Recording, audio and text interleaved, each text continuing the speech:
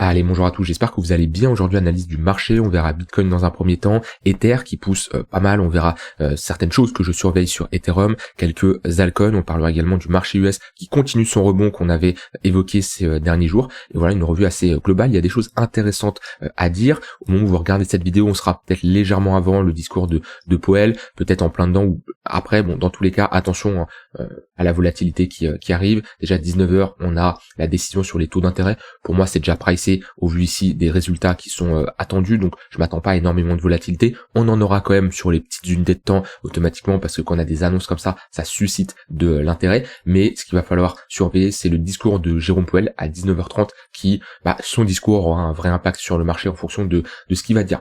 Donc voilà, attendez-vous en tout cas de la volatilité. Moi de mon côté, je ne prends pas de trade actuellement parce que je préfère attendre que la décision sur les taux, même si comme je dis elle est déjà pricée, arrive, et surtout qu'on ait le discours de Jérôme Powell, qu'on ait une meilleure vision du marché, et surtout d'avoir tout simplement un marché qui se calme. Je ne préfère pas prendre des positions avant un marché qui peut être autant volatile. Par contre, je vais surveiller, je vais vous montrer quelques potentiels setups, que ce soit sur Ether et des altcoins. Alors je commence par le BTC. Alors, BTC, lui, j'ai pas spécialement de setup. Pourquoi ? Parce que il est globalement sur un niveau de résistance. On le voit très bien, on est toujours à l'intérieur d'un range, dans une phase de consolidation, même si on a pump ces dernières heures et on a plutôt bien performé avec une bonne dynamique haussière quand même sur du court terme. Ici, on le voit bien, très peu de repli, une bonne hausse depuis mardi 18h, donc globalement depuis hier soir. Voilà, on voit que là-dessus, on est d'accord que c'est plutôt pas mal, sauf que on est toujours dans un range. Il faut apprendre à dézoomer. Il faut pas toujours être focalisé. C'est sûr que quand on regarde comme ça une charte sur du 15 minutes, on se dit ça c'est bullish. On peut faire de la continuation de tendance, et je l'entends. À partir du moment où on est repassé au-dessus du 15 minutes sur du très court terme, on voit que on rebondit même pas dans le 5 minutes. On a un momentum intéressant sur du court terme. Maintenant, si je dézoome comme ça, on est actuellement sur résistance. Donc à partir du moment où on est sur résistance, il y a pas 1000 solutions. C'est soit ici on cherche des shorts. Par contre, moi, personnellement, si je voudrais prendre des shorts ici, j'attendrais une réaction vendeuse, qu'on a actuellement pas du tout. Là, on a un fort momentum et pas de réaction vendeuse, donc j'aimerais bien avoir au moins une pattern de retournement, un ravalement baissier, un signal vendeur, c'est-à-dire une tentative de break, suivi d'une réintégration, quelque chose comme ça qui me montre tout simplement que ce niveau fait office de résistance. Ça peut être la première condition. Et puis si on break, on peut bien sûr jouer la cassure, ou tout simplement on part du principe qu'on break ce niveau de résistance, et dans ce cas-là, on a une invalidation. Si on réintègre, ça peut être sous ce creux-là, sous la bougie impulsive H4. Admettons qu'on a une bougie impulsive H4 comme ça. Hop, qui vient, on fait quelque chose comme ça, on break, hop, et on peut avoir un stop loss sous la bougie impulsive H4, et pour aller chercher l'extrémité opposée. Dans tous les cas ici, comme je dis, il n'y a pas 1000 plans sur le BTC, je parle vraiment ici sur du swing, sur du 4 heures, soit on cherche des shorts parce qu'on a une réaction vendeuse, soit on attend le break de notre extrémité haute, pour revisiter ici l'extrémité suivante. On n'a pas 40 000 niveaux de support et 40 000 niveaux de résistance, on est dans un petit range, voire même ici une compression à l'intérieur d'un plus gros range. Donc techniquement, plus de chances actuellement de rejeter sur résistance, parce que ici, à ce niveau-là, on part toujours du principe que la résistance va tenir. Maintenant, c'est pas pour ça que c'est sûr à 100% non plus qu'elle va tenir. C'est l'importance d'avoir une gestion du risque, c'est qu'on est sûr de rien quand on trade. Quand on investit, on n'est jamais sûr de rien. Et c'est là où votre capital, c'est votre outil de travail, et vous devez avoir un bon risque management pour garder cet outil de travail. La personne qui fait n'importe quoi et qui risque son argent et qui risque des montants excessifs, ça veut dire 10, 15, 20% de son capital. Moi, dans mes trades, je prends comme risque entre 0,25 et 1% d'exposition par trade. C'est-à-dire que j'ai mon capital de trading, et lorsque je perds un trade, je perds entre 0,25 et 1% de mon capital de trading que j'ai défini. Ce qui fait que je peux prendre 5, 10, 15 trades perdants d'affilée, c'est hyper rare, j'ai jamais pris 15 trades perdants d'affilée, 5, 6 j'en ai déjà pris, mais 15 trades j'ai jamais pris. Mais même si je prends 15 trades perdants d'affilée, j'ai toujours un capital qui est prêt à être utilisé. La personne qui commence à risquer 3, 4, 5% de son capital, si elle commence à perdre même 10 trades d'affilée à 5% de risque, ça fait 50%, elle perd 50% de son capital. Donc ça c'est quelque chose que vous devez comprendre, c'est que le risque fait partie du trading et il ne doit pas être négligé. À partir du moment où vous négligez votre risque, vous prenez des positions trop importantes, un risque qui est trop important, et c'est là où vous allez pouvoir cramer votre capital. Si vous avez plus de capital, vous ne pouvez plus trader. C'est pour ça que là, comme je dis, on a plus de chances d'avoir une réaction vendeuse. C'est pas pour ça que c'est sûr à 100%. En tout cas, globalement, mes deux scénarios, c'est soit une réaction vendeuse ici, on cherche des shorts pour revisiter la borne basse et venir chercher de la liquidité sous ces creux-là, soit on a un vrai break, une réintégration de ce niveau de résistance, et globalement on peut chercher ici l'extrémité opposée. Donc ça c'est BTC sur du, on va dire, moyen terme. Sur du long terme, on reste toujours dans cette phase de consolidation, une petite, même pas une compression, mais dans un range. On a toujours des moyennes mobiles quand même moyen terme orientés à la baisse, avec ce 4 heures qui est toujours baissier. Et ouais, prochaine target, le 4 heures, si on commence à parvenir du niveau de résistance que j'ai défini. On a une première target ici et une seconde qui est à ce niveau-là.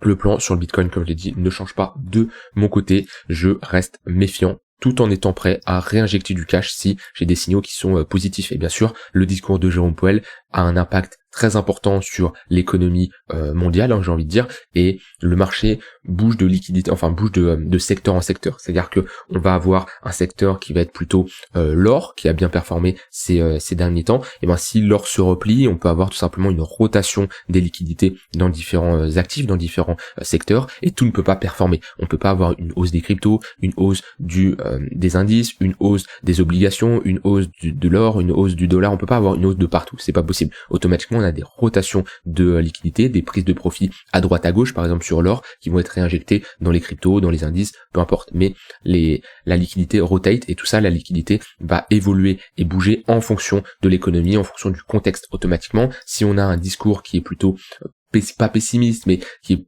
invite à être prudent, et ben on va avoir des investisseurs qui vont s'orienter vers les assets risk-off, tout simplement, ce qui va être l'or, les obligations, le dollar, etc. Si par contre on a une économie qui se porte bien et on voit qu'il y a du potentiel, que on stimule bien l'économie avec une baisse des taux qui arrive, qu'on a un Jérôme Powell qui est très confiant, etc. Et ben là les investisseurs ils vont beaucoup plus se positionner sur des assets risk-on comme les indices, les actions, les cryptos et j'en passe. Donc ça c'est ce qu'il va falloir bien sûr surveiller. C'est pour ça que je me suis réexposé moi sur BTC, Ether, je vous l'ai dit, Hyperliquid et Solana. C'est vraiment les 4 cryptos que j'ai accumulés ces derniers temps.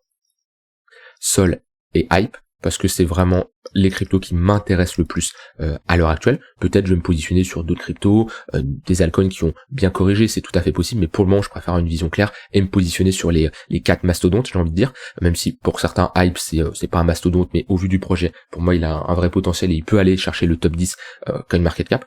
Donc voilà, pour moi j'en ai accumulé sur cette baisse principalement. Celle-ci, je me suis fait exécuter certains ordres que j'avais mis en mode épuisette. Voilà de mon côté sur BTC, pas grand chose à dire de plus, à part que techniquement on est sur résistance. Moi c'est Ether qui m'intéresse plus, parce que Ether là il me fait quelque chose de très intéressant. Déjà, je vous remets dans le contexte, Ether on a quand même bien corrigé, on est revenu chercher une zone, une fenêtre d'achat où moi j'ai commencé à me réexposer à l'intérieur de ce niveau-là. Je vous avais parlé d'ordre en mode épuisette que j'ai mis à 1009, 1008, 1007, où j'ai une partie qui s'est fait exécuter, pas tout, mais déjà une bonne partie de mes ordres se sont fait exécuter, puisqu'on a été chercher jusqu'à 1760 $. Pourquoi ce niveau-là? Tout simplement, je vous l'ai déjà dit, c'est un niveau que j'estime pertinent pour poser ici un creux et viser potentiellement un nouveau sommet, ou au moins maintenir cette dynamique de creux et de sommet de plus en plus. Maintenant déjà, la localisation, comme je l'ai dit, elle est bonne. On a un affaiblissement de la tendance actuelle, de cette tendance baissière. On le voit bien, je me mets en 3 jours, voilà, on pousse à la divergence haussière, pas en weekly, mais ouais, c'est normal, weekly on est ici sur une baisse qui est trop rapide en weekly, mais en 3 jours on pousse à la divergence haussière, en daily on pousse également à la divergence haussière. On le voit bien, à ce niveau-là, on a une divergence entre l'indicateur et ce que nous propose le prix. Des creux de plus en plus bas, ici des creux de plus en plus haut. Donc ça nous indique tout simplement que on a un affaiblissement des vendeurs. Ça, c'est une première chose. Déjà, ça nous indique tout simplement que on a une perte de momentum. Et ça peut se voir avec un indicateur, ça peut se voir avec également l'action du prix. À partir du moment où on a 2, 3, 4 impulsions à la baisse, 3, 4, il y en a qui vont voir 5, ça dépend de chacun. À partir de 3, on peut déjà estimer qu'on est sur une tendance qui commence à être mature. C'est pas pour ça qu'elle va se retourner, mais elle commence à être mature. Et là, on était dans une phase de latéralisation sur Ether. on le voit bien, ici, un peu comme BTC, hein, bloqué entre deux bornes, et on a une bonne impulsion H4, avec clairement un break. Voilà, à partir du moment où on a une aussi forte impulsion H4, qu'on clôture aussi haut, que la seconde bougie a se fait au-dessus du range, c'est-à-dire que et on a un break, et en plus on a de l'acceptation. C'est pas on est à quelque chose comme ça, et la bougie d'après a fait ça et a clôture là. Absolument pas. Donc là, moi sur Ether, ce que j'aimerais bien, c'est déjà voir une clôture daily comme ça, ce qui nous validerait une pattern de retournement, une structure en W daily. Attention, c'est pas ça qui nous inverse toute la dynamique baissière qu'on a en weekly. Ça y est, c'est reparti to the moon, 4000$. Mais pour moi, il peut y avoir un rebond qui peut être joué sur Ether. Jusqu'à où? Déjà jusqu'au tunnel 4 heures.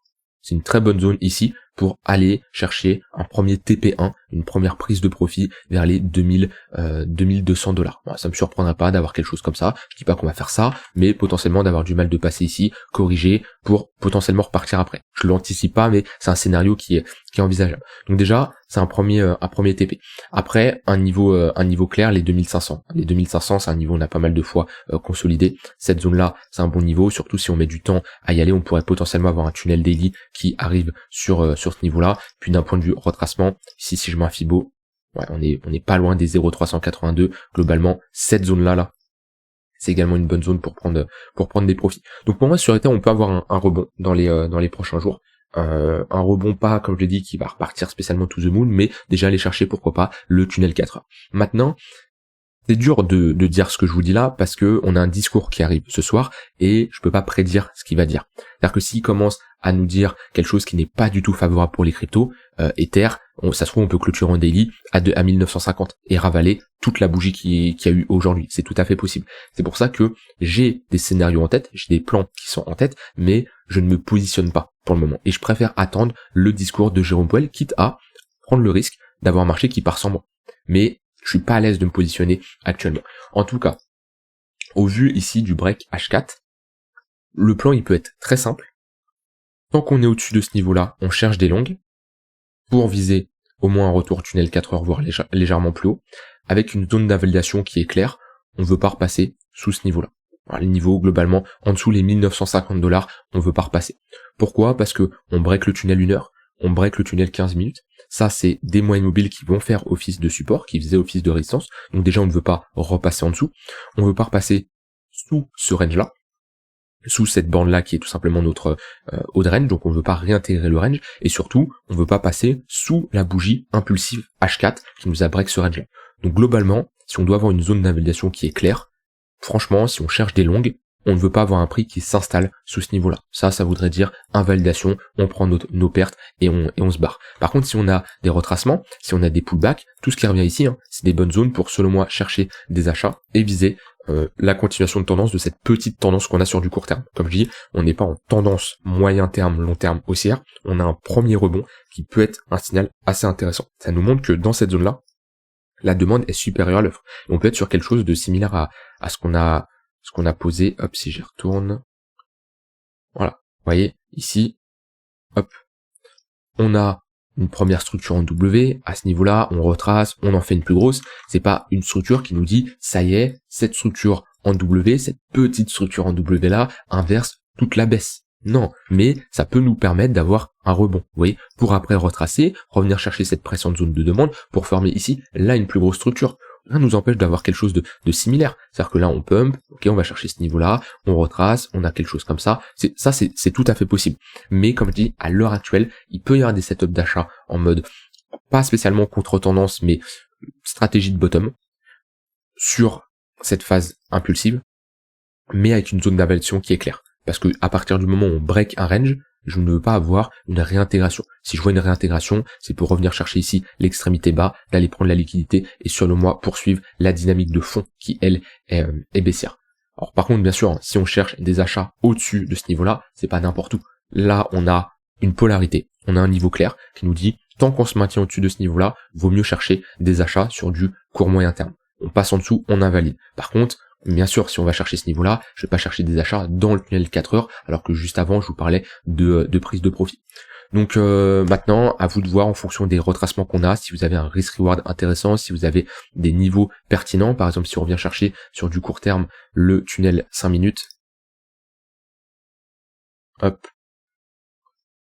qui se situe vers les 1980, ça peut être une bonne zone. Pour moi là on a un peu trop pump pour commencer à chercher des achats maintenant. On voit qu'on a eu très peu de dip, ça serait bien d'avoir une petite phase de consolidation, revenir chercher pourquoi pas 1980 pour chercher un long, pour après aller chercher le tunnel 4 heures. Dans tous les cas c'est des hypothèses et comme je l'ai dit tout à l'heure, toutes ces hypothèses de travail doivent vous permettre de 1.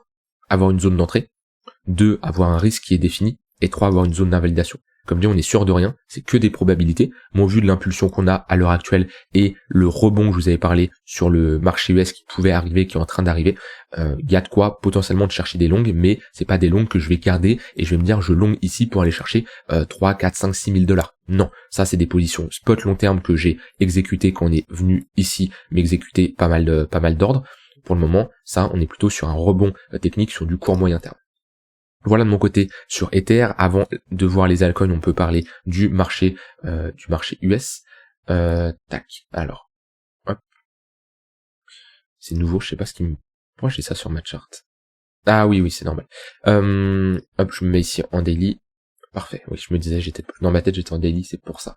Moyenne mobile. Parfait. Donc, je vous en avais parlé à ce niveau-là, quand on a eu cette clôture et cette impulsion. Je vous avais dit, pour moi, après une telle baisse, le marché US va rebondir. Et pour le moment, on est sur ce rebond. On est passé au-dessus du tunnel 1 heure. On a break et on est passé au-dessus du 15 minutes également. On a pullback. On rejette ici à la hausse. On voit bien cette inversion de tendance court terme entre un 15 minutes qui était orienté à la baisse. On cherchait plutôt des shorts à l'intérieur de ce tunnel 15 minutes. Et ici, un break, pullback et une impulsion à la hausse. Maintenant, pareil, le discours de Jérôme Powell va avoir un impact sur le SP500, sur la finance traditionnelle aux États-Unis de manière générale, mais ici c'est plutôt encourageant. On peut chercher à aller, selon moi, là, le tunnel 4 heures, ça serait une zone pertinente. Maintenant, je dis pas qu'on va le casser, faudra voir comment le marché réagit à l'intérieur de ce tunnel 4 heures. C'est pour ça que je vous ai parlé de rebond qui peut être intéressant. Je vous parle pas de bottom définitif, mais déjà de premier rebond sur les cryptos, parce que le marché crypto reste corrélé au marché US, et qu'on a comme ça un S&P qui propose un rebond technique. Pour moi, on n'ira pas spécialement plus haut que ce niveau-là, sinon c'est qu'on a une forte réintégration, et là c'est différent, on inverse, et tant mieux, hein, si on a ça sera bullish pour les cryptos, j'ai envie de dire tant mieux. Pour moi, c'est pas le plus probable au vu des dégradations techniques qu'on a eues sur les précédentes journées, précédentes semaines, mais c'est bien sûr c'est encourageant pour les cryptos. Au niveau des cryptos, on a XRP qui fait une bonne journée ici avec une bonne impulsion. Maintenant, XRP reste sur des niveaux assez hauts. Il est surtout dans une phase ici de consolidation. On voit bien à ce niveau-là le range, avec ici une déviation, réintégration. On est toujours bloqué entre deux bornes. La zone basse, plutôt une zone où on va chercher des achats. Ici, bonne réaction acheteuse. Le 11 mars, en général, on a de grandes chances d'aller chercher l'extrémité opposée. Maintenant, sur du long terme, pour moi, j'estime qu'on est sur des niveaux beaucoup trop hauts pour se positionner. Solana, pareil, la chart, je l'aime toujours bien, vu qu'on est sur une extrémité basse. On voit très bonne réaction acheteuse. Comme je vous l'avais dit, moi, j'ai commencé à me faire exécuter certains ordres sur Solana, puisque j'avais des ordres des 120 $ aux 80 $. Donc on a été chercher jusqu'à 112. J'ai une partie de mes ordres qui sont fait exécuter. J'en ai de mémoire, j'en ai mis de 120 à 80 je sais plus c'est combien tous les dollars, mais j'ai dû avoir ici 4 ordres qui sont fait exécuter à ce niveau-là. Parce que j'estime que tout ce qui revient sous les 120 $, c'est un bon prix d'achat. Pour le moment, on a une bonne réaction acheteuse. Idéalement, pour poser un bottom, on aimerait bien passer au-dessus du niveau des 136 $, valider ici une pattern de retournement, et dans ce cas-là, on pourrait avoir un retour potentiellement déjà 0,382 au niveau des 180 $ en confluence avec cette extrémité haute. Globalement, cette zone-là, c'est une bonne zone pour chercher à prendre des profits pour quelqu'un qui s'est positionné sur l'extrémité basse. Et sur Solana, ça fait quand même un 50%, c'est pas rien pour une crypto à aussi forte capitalisation d'avoir comme ça des amplitudes de 50% dans un range. Hyperliquid, je vous en ai parlé de tout à l'heure, moi j'aime bien la charte. J'ai pas mal d'ordres qui sont fait exécuter sur Hyperliquid. Alors Hyperliquid, j'étais rentré vers 22.